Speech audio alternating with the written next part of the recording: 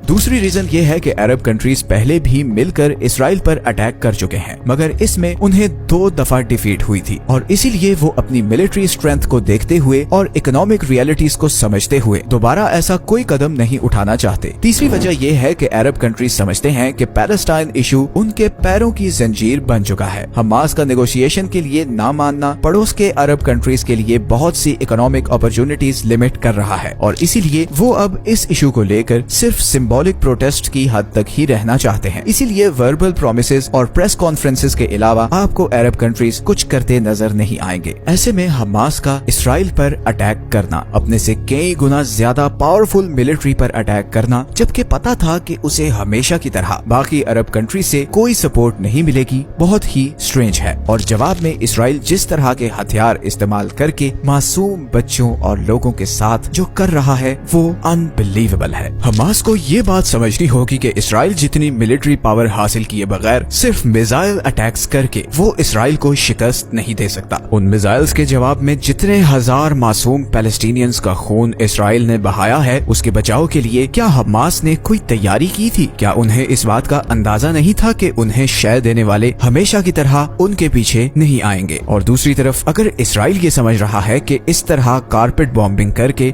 मासूम बच्चों और लोगों को बेदर्दी से मारकर वो पैलेस्टीनियंस की आइडियोलॉजी को कुचल देगा, तो ये बहुत बड़ी भूल है उसकी। किसी भी आइडियोलॉजी को ताकत से नहीं कुचला जा सकता। चंद लोगों की सजा हजारों लोगों को नहीं दी जा सकती, बिकॉज आइडियोलॉजी को आप कभी भी पावर से नहीं कुचल सकते। अफगानिस्तान, वियतनाम, इराक, सबकी एग्जाम्पल्स हमारे सामने हैं। दोनों तरफ के मासूम लोग इस आग की भेंट चढ़ रहे हैं और हम सबको रंग, नस्ल और नेशनैलिटी से ऊपर उठकर इंसानियत के लिए आवाज उठानी चाहिए। याद रखें, हम बहुत सी वीडियोस में आपको ये बताते आए हैं कि वॉर एक बिजनेस है और जिन फैमिलीज और कंपनीज का प्रॉफिट इस बिजनेस से जुड़ा हुआ है वो इस आग को कभी नहीं बुझने देंगी। मासूम लोग इमोशनली ब्रेन वॉश होकर इस आग का हिस्सा बनते रहेंगे। इनोसेंट लोगों का खून बहता रहेगा और चंद लोगों का बिजनेस चलता रहेगा। ये एक बहुत ही सेंसिटिव टॉपिक था और हो सकता है कि आप हमारी रिसर्च और एक्सप्लेनेशन से एग्री ना करें, एंड वी रिस्पेक्ट दैट। लेकिन हमने अपनी पूरी कोशिश की है कि इस वीडियो में फैक्ट्स और हिस्ट्री को एज इट इज रख कर प्रेजेंट किया जाए ताकि इस इशू के रूट कॉज तक पहुंचा जा सके। द ग्रेट ब्रिटेन ने अपने फायदे के लिए जो 1922 में किया था, उसके नताइज दुनिया आज भी भुगत रही है। ये वक्त पॉइंट स्कोरिंग का नहीं बल्कि हजारों इंसानी जानें बचाने का है, चाहे वो पैलेस्टीनियन सिटीजन्स की हो या इसराइली सिटीजन्स की। मिलते हैं नेक्स्ट वीडियो में। अपना ख्याल रखिएगा। अल्लाह हाफिज।